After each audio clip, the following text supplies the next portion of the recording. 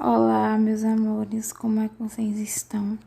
No nosso encontrinho de história, nós vamos saber um pouco mais sobre a chegada dos portugueses ao Brasil. Vamos lá?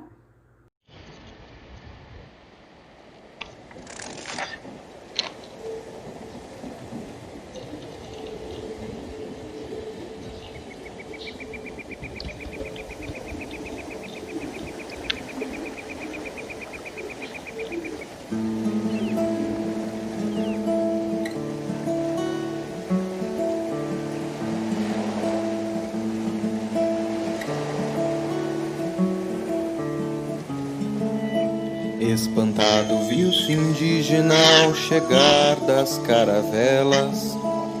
Era Cabral, achando que aqui eram as Índias. E sem querer, querendo, no Manaus ele atracou. Abaixou as velas e aqui se apresentou. Olá, eu sou Cabral, você quem é? Sou indígena aqui, sou morador. Caço vivo nessa terra verdejante, cheia de cor. E assim se fez um laço, um passo ao futuro, adentrando as matas, desbravando seus costumes. Tupi-Guarani, Tupinambá, Tupiniquim, Caeté, Potiguar, todos falantes da língua tupi, mostraram a Cabral a cultura daqui. Homens, mulheres, cada qual com função, pesca e caça, cozinha, artesão. Muita cultura, gente a trabalhar, já existiam antes de Cabral chegar. Assim nem tudo foi tão tranquilo, muitos sofreram, outros resistiram. Hoje sabemos da contribuição desse encontro pra nossa nação. E assim, quando Cabral aqui chegou, viu as maravilhas e belezas dessa terra, o grande povo que aqui havia. Porém, nada ficou como era. Muito se perdeu com as guerras, as armas de fogo e as doenças trazidas pelo homem branco em suas vindas e idas, e que o índio muitas vezes não suportou. Mas hoje não seríamos esse grande povo sem os nossos antepassados indígenas e toda a imensa cultura que herdamos e carregamos em nossa fala, nossas casas e em toda a nossa vida. Bonitinha a música, né? Vamos falar agora sobre alguns acontecimentos depois que os portugueses aqui chegaram. Vamos lá. Em março de 1500, partiu de Portugal a serviço do rei Dom Manuel uma grande expedição formada por 13 caravelas e mais de 1.500 homens, entre marinheiros e soldados, padres e algumas pessoas que haviam sido expulsas de suas terras por algum crime que cometeram. Essa expedição foi comandada por Pedro Álvares Cabral e tinha como objetivo chegar até as Índias, contornando o continente africano. Então, saindo de Portugal, contornando o continente africano.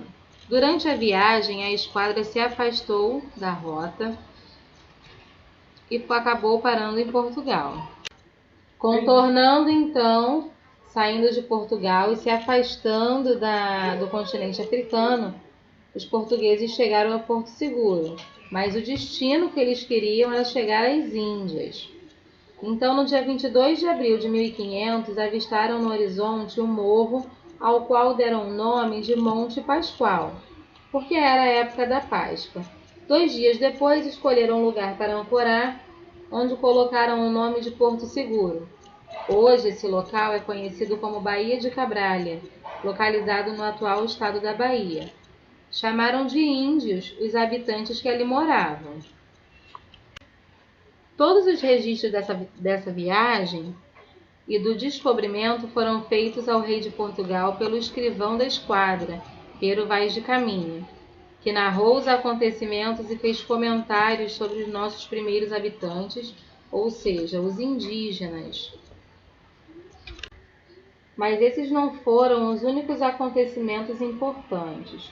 Após algum tempo, houve o Tratado de Tordesilhas. Esse tratado foi um documento assinado em junho de 1494, antes do descobrimento, na vila espanhola de Tordesilhas. Os protagonistas foram Portugal e Espanha, que delimitaram através de uma linha imaginária as posses de portuguesas e espanholas, no território da América do Sul, chamado de Novo Continente. Como os portugueses e os espanhóis eram povos ricos e tinham grande poder, decidiram dividir o Novo Mundo em duas partes. A primeira tentativa de acordo foi em 1493, mas esse não deu certo, pois Portugal não aceitou os limites requeridos pela Espanha. Os portugueses e espanhóis firmaram então um acordo em 1494, que se chamou o Tratado de Tordesilhas. Dá uma olhadinha agora aí no mapa, vocês vão localizar, né? O Brasil dividido, lado esquerdo da sua tela tem o território espanhol e o que está amarelinho, o território português. Após essa decisão, ficou estabelecido que o mundo descoberto seria dividido entre Portugal e Espanha. Quem não gostou nada dessa decisão foram os ingleses, franceses e holandeses, entre outros povos que achavam isso uma injustiça, pois se o novo mundo era tão grande, por que somente 2 países teriam que dividi-lo? Esses países iniciaram também suas viagens com o intuito de conquistar territórios e riquezas, mas franceses e ingleses atacaram as posses portuguesas e espanholas, praticando atos de pirataria, fato que enriqueceu bastante os cofres dessas coroas. Não foi fácil essa divisão até chegar ao tempo que temos hoje. Atos de pirataria nesse momento eram os saques. Eles contornavam a área espanhola e portuguesa e faziam pequenos assaltos, vamos colocar assim, né? Uma forma mais atual de se dizer, e retiravam riquezas do território sem que a Espanha ou Portugal soubesse que isso estava acontecendo. Bem, mas esses não foram os únicos acontecimentos durante esse início de descobrimento, né? Vamos colocar assim.